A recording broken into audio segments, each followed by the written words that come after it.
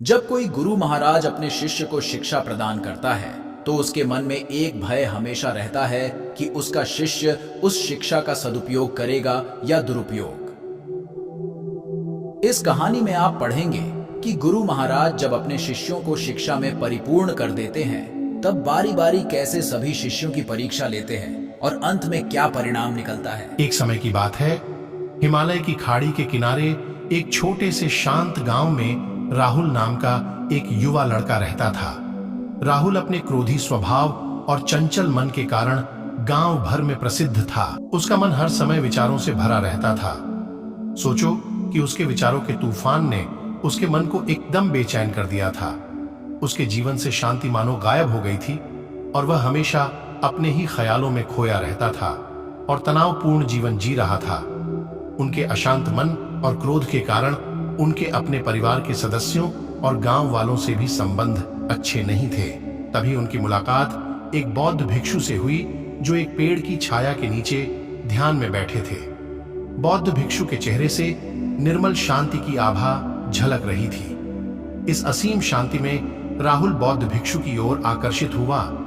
जब राहुल बौद्ध भिक्षु के करीब आया तो उसे अपने आसपास एक सकारात्मक ऊर्जा का एहसास हुआ। भरत को एहसास हुआ कि इस असीम शांति और सकारात्मक ऊर्जा का स्रोत कहीं न कहीं इस बौद्ध भिक्षु के भीतर ही है। इसलिए वह वहीं बैठकर उसकी आंखें खुलने का इंतजार करने लगा। थोड़ी देर बाद जब बौद्ध भिक्षु की आंख खुली तो उसने एक युवा लड़के को अपने सामने बैठा पाया जो बहुत तनावग्रस्त और नकारात्मक भावनाओं से भरा हुआ लग रहा था। राहुल ने बौद्ध भिक्षु की ओर उदार भाव से देखा और बहुत विनम्रता से कहा, मालिक, मेरा मन बहुत अशांत है और मेरे मन के विचार मुझे खाए जा रहे हैं। मुझे एक पल के लिए भी शांति महसूस नहीं होती। क्या आप मुझे सिखा सकते हैं कि मैं अपने अशांत मन को कैसे शांत करूं? बौद्ध भिक्षु ने राहुल की पीड़ा को समझते हुए करुण दृष्टि से देखा और कहा, मेरे प्यारे बच्चे, मैं तुम्हें एक कहानी सुनाना चाहता हूं। इस कहानी में मानसिक शांति और खुशी के रहस्य छिपे हैं। क्या आप कहानी सुनना चाहेंगे? राहुल ने हां में सिर हिलाया और पूरी एकाग्रता से कहानी सुनने को तैयार हो गया। उनके अंदर जिज्ञासा चरम पर थी। वो कहानी सुनने को बेताब था। बहुत समय पहले की बात है, एक नगर में शक्ति नाम का एक आदमी रहता था। शक्ति बेहद महत्वाकांक्षी व्यक्ति थे और उन्हें हर काम में लोगों से मदद की जरूरत पड़ती थी। यदि उसे किसी से असफलता और बुराई सुनने को मिलती थी तो वह गहरी चिंता और तनाव में चला जाता था। उनका मानना था कि सफलता और भौतिक शक्तियां वांछित खुशी देंगी, लेकिन वह जितना सफलता और प्रशंसा के पीछे भागता था उतना ही मानसिक तनाव में डूबता जाता था। लेकिन अचानक शक्ति का सामना उस समय के मशहूर बौद्ध भिक्षु से हो गया जिसका नाम महाकौशल था। महाकौशल अपने शिष्यों को ध्यान की शिक्षा देते थे और वह स्वयं एक बहुत ही ध्यानमग्न और प्रबुद्ध व्यक्ति थे। महाकौशल की अद्भुत एकाग्रता से प्रभावित शक्ति ने उनसे अपने भटकते मन को शांत करने का उपाय जानना चाहा। शक्ति ने कहा कि महंत में हमेशा सफलता के पीछे भागता हूं और लगातार अधिक हासिल करने की कोशिश करते हो, फिर भी मुझे कोई क्षणिक संतुष्टि या आत्मसंतुष्टि नहीं मिलती। इस निरंतर बेचैनी के बीच मैं शांति कैसे पा सकता हूं? बौद्ध भिक्षु ने करुण दृष्टि से उसकी ओर देखा और उत्तर दिया, आपका मन एक अशांत नदी की तरह है जो हमेशा बहती रहती है। आप कभी भी शांत नहीं रह सकते। इसलिए इस अशांत मन को शांत करने के लिए आपको अपने विचारों को बिना किसी रुकावट के जाने देने की कला सीखनी होगी। शक्ति को आश्चर्य हुआ और उसने पूछा कि मैं अपने विचारों को कैसे जाने दूं? आखिर मैं भी तो अपनी इच्छाओं और महत्वाकांक्षाओं से बंधा हुआ हूं। यह सुनकर बौद्ध भिक्षु मुस्कुरा दिए। बौद्ध भिक्षु कहा, कल्पना करें कि आपके हाथ में पानी का एक गिलास है। अब आप इसे जितनी देर तक पकड़ कर रखेंगे यह उतना ही भारी होता जाएगा और अगर आप इसे काफी देर तक पकड़े रहेंगे तो आपके हाथ में दर्द होने लगेगा। लेकिन अगर आप उस पकड़ को ढीला कर दें और छोड़ दें तो आपका बोझ खत्म हो जाएगा। राहुल ने पूरी कहानी और उसका संदेश ध्यानपूर्वक सुना। वह समझ गया कि अपने विचारों और इच्छाओं से चिपके रहने से उसका बोझ बढ़ जाता है और अंदर ही अंदर अशांति पैदा कर देता है। अब राहुल को कहानी का अंत सुनने की उत्सुकता से प्रतीक्षा थी। कहकर बौद्ध भिक्षु ने कहानी जारी रखी। एक बौद्ध भिक्षु की बात मानकर शक्ति ने विचारों को त्यागने का अभ्यास शुरू कर दिया। वह बिना किसी पूर्व निर्णय के अपने विचारों और भावनाओं को आते और जाते देखता था। अब उसने विचारों को पकड़ना बंद कर दिया था। विचार उठते थे और अपने आप चले जाते थे। धीरे धीरे उसे यह एहसास होने लगा कि उसकी इच्छा और भावना ही सभी दुखों का कारण है। जैसे जैसे शक्ति ध्यान में गहरे उतरते गए, उन्होंने पाया कि वर्तमान में जीना ही आंतरिक शांति का एकमात्र स्रोत है। वह खुद को वर्तमान में स्थापित करके अपने मन की निरंतर बकवास से छुटकारा पा सकता था। धीरे धीरे शक्ति का मन एक शांत झील की तरह हो गया, जो बाहरी दुनिया को अपने अंदर प्रतिबिंबित करती है। उन्होंने जीवन की सादगी में संतोष को अधिक महत्व दिया और भौतिक संपत्ति के प्रति अपना लगाव छोड़ दिया। जैसे ही शक्ति में ऐसे बदलाव की खबर लोगों के बीच फैली, दूर दूर से लोग मार्गदर्शन लेने आने लगे। लोगों को विचारों को मुक्त करने की कला सिखाना और उन्हें अपने भीतर शांति खोजने के लिए मार्गदर्शन करना, वह लोगों के बीच शांति और ज्ञान का प्रतीक बन गया। शक्ति और साधु की कहानी समाप्त कर महाकौशल बौद्ध भिक्षु कुछ देर के लिए चुप हो गए ताकि इस कहानी का ज्ञान राहुल के मन में अच्छी तरह बस जाए। राहुल ने बौद्ध भिक्षु की ओर देखा तो उनकी आंखों में अब एक नई समझ दिखाई दे रही थी।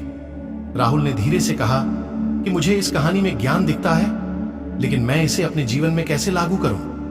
मैं अपने अशांत मन को कैसे शांत कर सकता हूं? राहुल के इस सवाल पर बौद्ध भिक्षु गर्मजोशी से मुस्कुराते हैं और अपने भीतर उठने वाले विचारों का निरीक्षण करने के लिए प्रतिदिन कुछ समय निकालें। उन भावनाओं पर ध्यान दें जो आपके मन में आती हैं और देखें कि वे कैसे आती हैं और आकाश में गुजरते बादलों की तरह चले जाए। राहुल ने आंखें बंद कर लीं और बौद्ध भिक्षु के कहे अनुसार अपने विचारों का अवलोकन करने लगे। जैसे उसे अपने अंदर चिंता और इच्छाओं की एक निरंतर धारा बहती हुई महसूस हुई। सिर्फ एक एहसास ने ही उसे एक अद्भुत शांति का एहसास कराया। उन्हें यह भी एहसास हुआ कि यह सभी विचारों और भावनाओं से अलग है। बौद्ध भिक्षु ने आगे कहा कि जैसे शक्ति ने खुद को सभी मोह माया से अलग कर लिया था, वैसे ही अपने मन को अशांतकारी विचारों और भावनाओं से मुक्त करने का अभ्यास विकसित करो। बिना किसी पूर्वाग्रह के विचार को वैसे ही स्वीकार करें जैसे वह आता है और फिर धीरे धीरे उन्हें जाने दें और अपना ध्यान वर्तमान क्षण पर केंद्रित करें।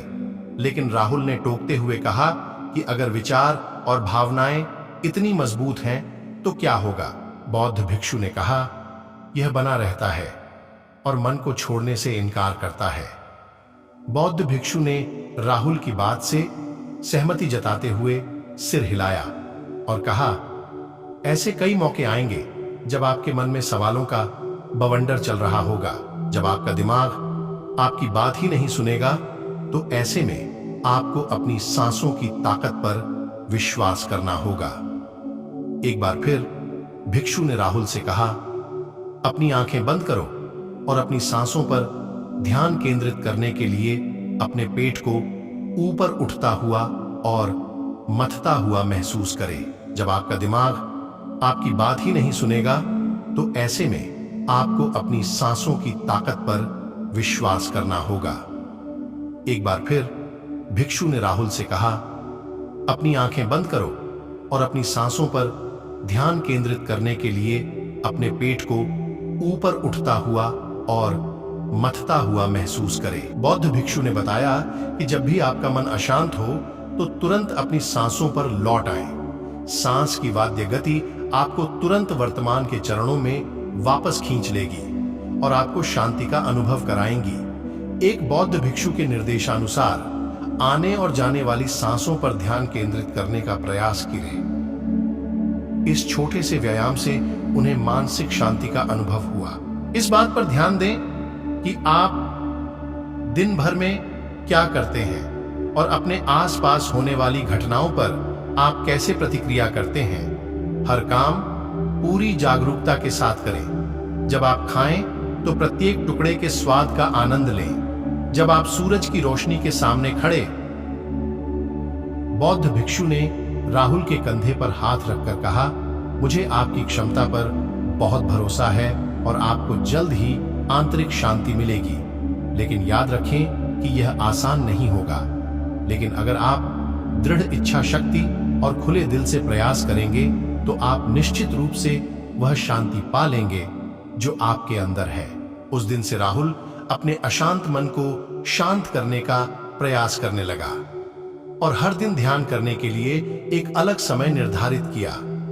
उसने अपने मन में उठने वाले विचारों को बिना किसी रोक टोक के जाने दिया और अपनी सांसों के जरिए खुद को वर्तमान में बनाए रखने की कोशिश की। समय के साथ अभ्यास करते हुए राहुल को अपने अंदर शांति का अनुभव हुआ। जैसे जैसे समय बीतता गया, राहुल को ज्ञान और शांति का स्रोत कहा जाने लगा।